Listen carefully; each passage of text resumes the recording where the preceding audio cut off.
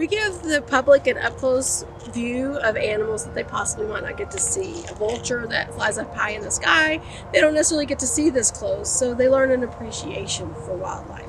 And that's the best way through either the education portion of what we do or the rehab. It's always about coexisting and how to best work with wildlife.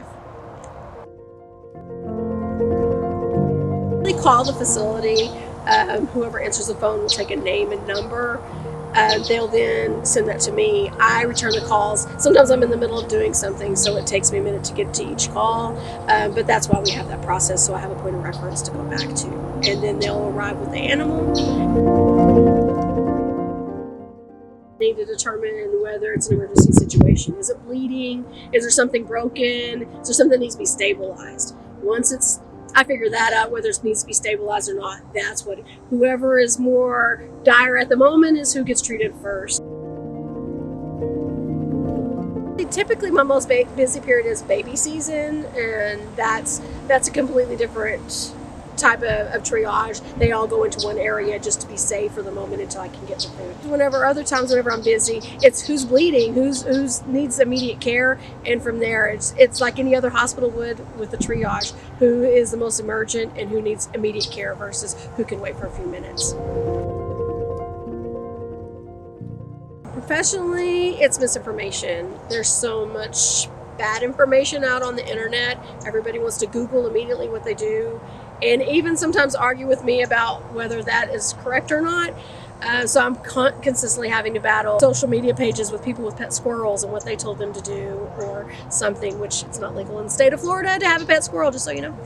Personally, it's work-life balance. If you have an animal that I have to feed and take a lot of care of, like a baby animal that's getting round-the-clock care, it's hard to squeeze anything else in for myself. I don't have one in particular that stands out in my mind. Each case is unique and different. I can have a red-shouldered hawk that comes in that people think are dying, with head lolling around, and then I can release it back out. Anytime I can release anything back out to the wild is a successful case, and I'm super proud of it. So there isn't one in particular. Every case is a success story. I would say crows are my favorite to treat just because they're my favorite bird. They're maligned a lot. People think that because they're a black bird, they're ominous, but I love them. They're very smart. Various species of birds are difficult to treat because of the way they eat or how they obtain their food. There's certain birds that, like nightjars, that fly on the wing.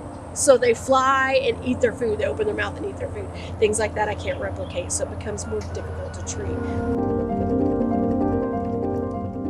Is always a good way to evolve, whether that be cages, whether that be staffing, funding. Funding's always a wonderful way to evolve, so hopefully we can get people don't know that we're here and they don't realize we're here, so the support is always great. So I would like to evolve into where maybe we're more well known in our area, especially.